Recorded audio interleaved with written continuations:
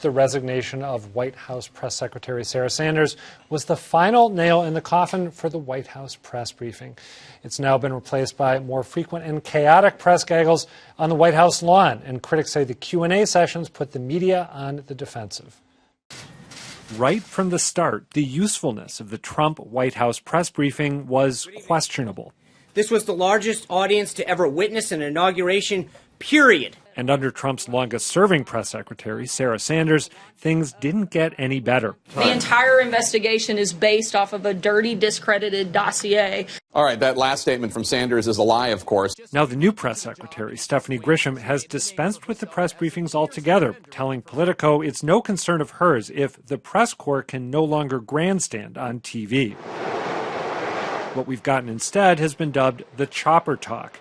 As the president walks out to Marine Corps One, he stops to riff about whatever's on his mind. The Dow is on pace to have its best year in 80 years. They are so anti-Israel. I am the chosen one. Of course, the president picks and chooses the questions that suit him. Mr. President, how do you plan to pay for picking up? You have an acting defense secretary. And follow-ups are almost impossible. Critics say it's a disservice to the public. Doing it in the driveway doesn't cut it. You can't, people can't prepare for that. They can't take it live and put it, on the way you can a briefing. Another advantage from the president's perspective, it makes the media look unruly. Quiet, quiet, quiet. It almost makes you miss the press briefing. It's hard to know where to start here. I want to start by pointing out, as of this taping, the Dow has plummeted because the president suggested that the chairman of the Fed might be a bigger enemy to the U.S. than the head of China. But that's a conversation for another show. Dan Lothian, what do you think is actually lost, not between, the idea, not by deviating from the ideal of a presidential press conference, but how much do you lose going from the Trump White House press avail to chopper talk with him yelling angrily at reporters and talking about whatever he wants to talk about? Yeah, I think you do lose something. And while people do often point to past briefings that, correspondents are grandstanding, and I won't disagree with that. Some do in the types of questions, how they frame their questions. But I think the importance of these briefings is that you're able to change the narrative. The White House, every morning they get up and they decide this is a narrative that we're going to have pushed through the entire administration.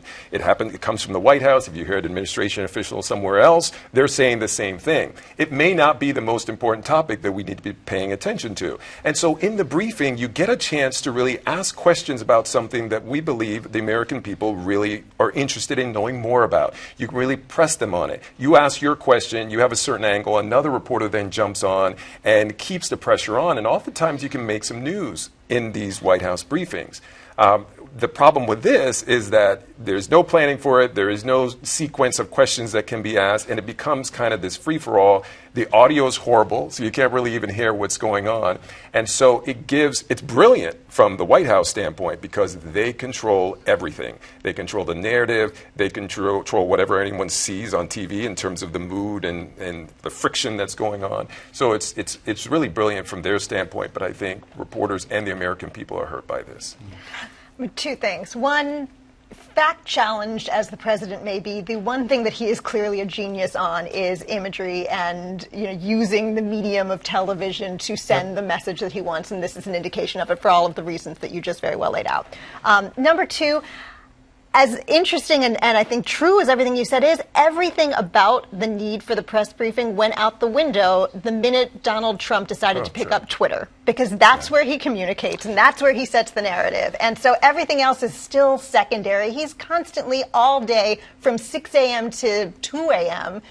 making news on his own timetable on Twitter, and that's not going to change. I agree with both of you. I'm sorry to interrupt, Dan. Go ahead. Go ahead, buddy. I was just going to say, can I fake some outrage here? I mean, I feel like the president has pushed us to discuss similar topics multiple times since he became president.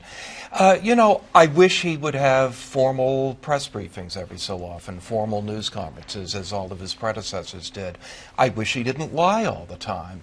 I suppose in some perfect world, the press would not gather around and take down his words given all of his lying. But that's not realistic. If he speaks, people are going to cover him. So, c'est la vie. Thank you for letting Dan fake the outrage. That's there. all right. It's good outrage. good. I agree with everything that Joanna and Dan have said. The thing is that he has successfully circumvented the filter of the press with Twitter and with his chopper news conferences. The problem is he is still the president, and his words carry the weight of the office. So he has to be covered. And how we cover it, whether, there's been a lot of complaining that people are putting up banners just parroting his words without vetting them. Well, if you put up Trump and a colon, then those are his words. And then afterwards, you got to vet them. And you got to vet them quickly and accurately and the best you can. That's our job. The job has changed, and we got to live with it. And that's what's going on. I hope press conferences come back. I think they have value. When you say he successfully circumvented the media, let's He not has. forget he's historically unpopular, so there's a limit to that success. But I don't know that he's historically unpopular because he's gone around the media, right? He hasn't worked with the press. I in the think traditional way. think that the way he conducts himself in public is Yeah. a large measure of why he's so unpopular, and this Yep. is part of that. Yep. I would not argue with that. So just to be clear, you were going to weigh in. No, I was You're the just- I was former just White gonna- House correspondent. Right, and I don't know how many briefings that I attended in my time, my 5 years there at the White House, but I think it just seems very chaotic. And what ends up happening is the story is about how the president was yelling at someone or how they were shouting at him. You can barely hear the audio. If you have it with you have the audio off, what you see is this boxing match or fight match going on every day, right? Well, and that fits this ideal that he articulated Exactly. about his presidency, which is, think of it. Didn't he reportedly tell staff, think of this as a reality TV show in which every day I vanquish my enemies? And what better way to start out than yelling angrily at the media? He's completely in control when he's in a situation like that. It's a little different in a briefing room, and And the wind's whipping through his hair. Exactly. Yeah, the hair looks great.